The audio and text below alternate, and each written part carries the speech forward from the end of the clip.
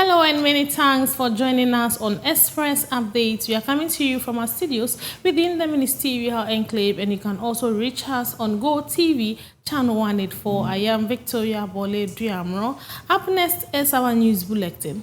President Mahama announces plans to source cotton from Benin to revive Volta Star Textile. Also, Cloxa Greater Accra elects new regional executives. Stay tuned as we bring you these and many other stories.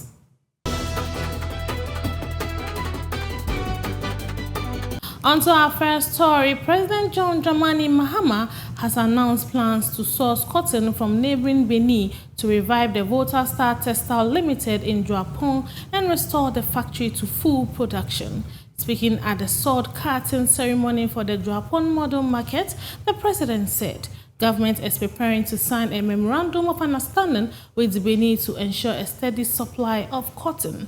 He added that the process of selecting a strategic investor to rehabilitate and modernize the factory is at an advanced stage. According to the president, reviving the textile company forms part of the government's industrialization agenda and is expected to create jobs, boost economic activity, and strengthen Ghana's textile industry.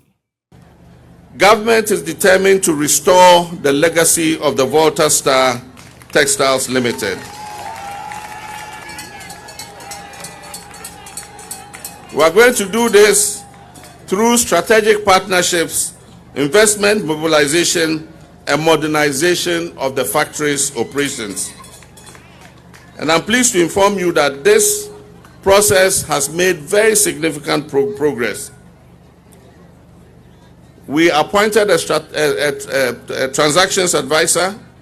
We advertised for strategic investors to apply. They applied. They submitted bids, and we have selected one strategic investor to partner us to revitalize the factory. And I wish to inform Togbi Mamao and the workers of Volta Star Textiles Limited that very soon the transaction advisor is bringing the strategic investor to visit the factory and start the design for modernizing the factory. The revitalization of this factory will create sustainable jobs in the Juapong area. It will strengthen Ghana's textile value chain, and it will reposition Juapong as a vibrant industrial hub, complementing our broader investments in agriculture, commerce, and infrastructure. And one of the things somebody asked was where we're going to get the cotton to spin. Arrangements are being made to sign a memorandum of understanding with the government of Benin to supply us with cotton from Benin to feed the factory in Ghana.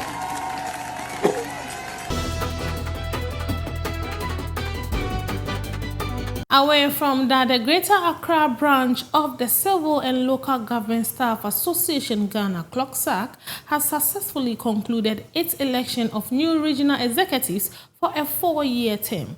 Held at the Nathan Anankwa Auditorium in Accra, the exercise saw 2 delegates each from the region's metropolitan, municipal, and district assemblies, as well as ministries, departments, and agencies cast their vote to select a regional chairman, treasurer, organizer, and trustee. Speaking after the polls, 2 representatives shared their views on the smooth conduct of the election and their expectations for the incoming leadership. The election was free and fair, per democratic standards, and that's spelled out in our constitution. You allow people to pick forms, then they go through vetting, it's in our constitution, then you qualify to stand to vote. So that's what we exactly did. Certainly, we expect more as an association. It's an association of vibrancy, innovation, and commitment. So we expect that this new leadership, though they are continuing, 3 of them are continuing, 1 is new.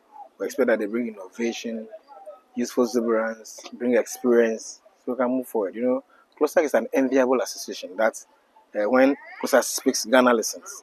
So we also don't intend to place people at positions that will not protect our credibility. So that's exactly what we are expecting from them. They should protect our credibility as civil servants. One of the newly elected executive pledged to foster unity across all groups and outline key priorities for the association over the next 4 years. I mean, God willing, everything went on smoothly. It was so nice, nicely organized, and it went really well. Very free and fair. Very free and fair. As far as I'm concerned, it was very free and fair. Yeah, so having been given this mandate, this 4-year mandate, I'm looking to meet my people and see how best we can at least continue to bridge the gap between the grassroots and region and national secretariat. We try as much as possible to revolutionize our savings and loan scheme and try and ensure that more members come on board. Yes, and not just that, we will also try as much as possible to invest properly, prudently, so that at least it will be for the benefit of all and sundry. Capacity building occasionally for our executives so that they would be very effective advocates, at the grassroots level. Yeah, and a few others. Not forgetting the famous Obosumasi land issue that we intend to try as much as possible to resolve once and for all. Yeah. To Salmon News, the Controller and Accountant General's Department has dismissed claims circulating on social media that the government has already spent almost 11 billion Ghana cedis on the Accra-Kumasi Expressway project before construction has begun. The department says the claims stem from a misunderstanding of government accounting procedures. There is more to this story. In a press release signed by the Head of Public Relations at the Controller and Accountant General's Department, Cephas Ndosu, the department stated that funds earmarked for the Accra-Kumasi Express Highway project have not been spent on construction works, contrary to claims circulating on social media. According to the department, although almost 11 billion Ghana cedis was allocated for the project and appears as expenditure in the central government's accounts, the funds remain in the dedicated Bank of Ghana account and have not been disbursed to any contractor. The Controller and Accountant General's Department explained that the amount appears as expenditure because of standard government accounting procedures and does not mean the funds have been spent. It also clarified that the ongoing right-of-way clearing by the Ghana Armed Forces is a separate preparatory activity and is not being financed from the earmarked project funds, and urged the public to rely on official information regarding the project. On to our last bulletin, Minister for Local Government, Chieftaincy and Religious Affairs, Ahmed Ibrahim, has started touring selected cleanup sites across the country to assess the progress of the ongoing national sanitation exercise. Ahead of the tour, he briefed the media on waste evacuation efforts, post-cleanup activities, and the government's next step to improve sanitation nationwide. Meanwhile, the Queen Mother of Dome Market, Evelyn Abina Sedei, has appealed to government to make the national cleanup exercise a continuous initiative rather than a one-off campaign.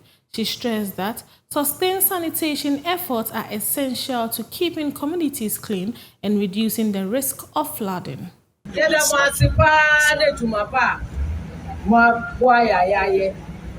In fact, Jumana anka minku anka yensa ntoaso. Yeah. Honorable, emi say danu mi kasa ebo odi.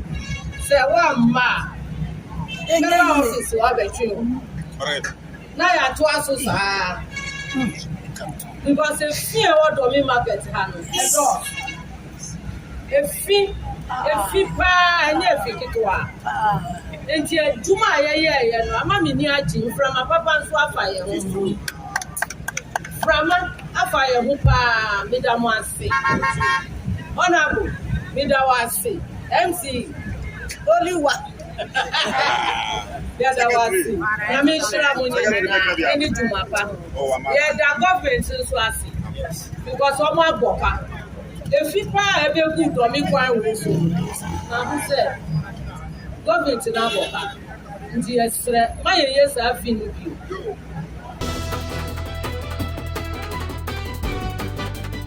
And that's all we have for you on Express Updates. I am Victoria Bole Diamro. Do enjoy the rest of our programs.